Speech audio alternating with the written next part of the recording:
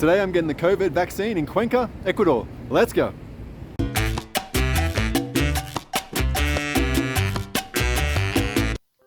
G'day expats, I'm now vaccinated. Now where are all the parties at? Let's drink and dance like the good old days. Joking, please. I do not want your hate mail, calm down. But I did get my first jab today on the back of the Ecuadorian government's initiative to increase COVID-19 vaccination rates. They've now quickly opened up the age groups eligible to be vaccinated, so I did take advantage of this opportunity to get a jab myself, and here's how it went. I get it. There is a lot of debate about the vaccine and the potential long-term effects. We've all had these debates, we've had them in our own house, and honestly, I don't think we're any closer to reaching a conclusion, and this video is not about preaching to those that have decided not to get vaccinated. I do have an opinion on this, but instead of adding to the polarization, I just wanted to show you my experience of getting the COVID vaccine in Cuenca, Ecuador. There's a bunch of mass vaccination spots all over Cuenca right now, particularly at the universities.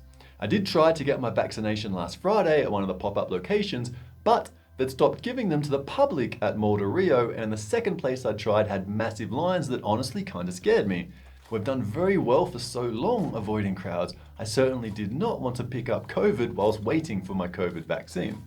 But today we received a WhatsApp message from one of our neighbors saying that there was absolutely no line at La Universidad Politécnica Salesiana, or UPS, when they went this morning. So that was all of the incentive I needed to head out there and get my vaccine too.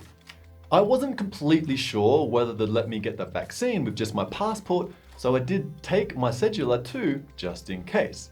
Now, once I arrived at UPS, I asked the guard at the front gate, and he just asked for my ID and my age before showing me where to go. The makeshift vaccination center was housed in a large gym with everybody following the safety protocols, and I was tempted to take off my mask to provide some commentary from inside, but my sanity did prevail and I kept my mask on. It does feel like forever since I've actually set foot in a gym, and honestly, being surrounded by all these pics of super buff athletes actually made me feel a little inadequate and kind of shamed me into getting back into shape. But I digress, back to the vaccine. The other reason I chose this spot was because my neighbor also mentioned that they were providing the Pfizer vaccine here. Now, I did have a preference towards the Pfizer vaccine, but by the time I arrived, they were only administering the Sinovac vaccine. So that's what I got.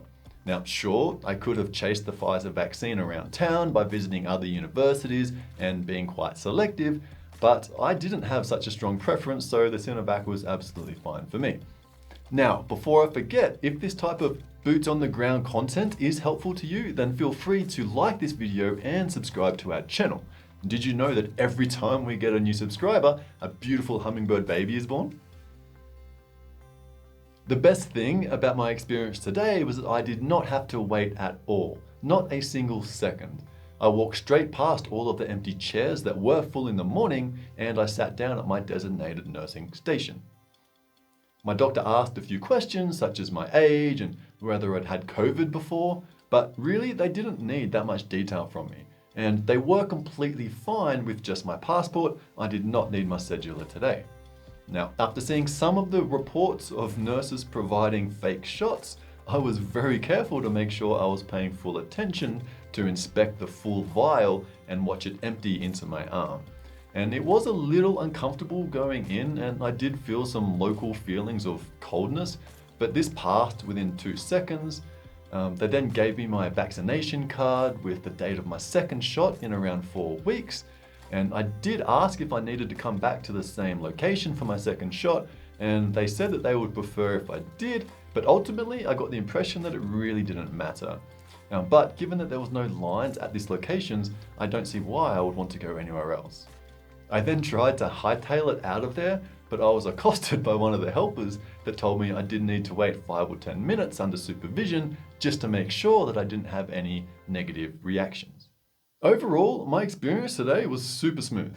I know some others in Ecuador have had issues, mainly with basic details such as where to go, or maybe their appointments being moved at the last minute, but I didn't have any problems like this. And if you did get your COVID vaccine here in Ecuador, I'd really love to hear about your experience in the comments below. And if you are struggling to work your way through the red tape that just seems to be ever persistent here, then do feel free to reach out and inquire about our general facilitation services. We do help expats get to and from their medical appointments, including COVID and other vaccines. So I do hope that you enjoyed this video, and until next time, ciao chicos!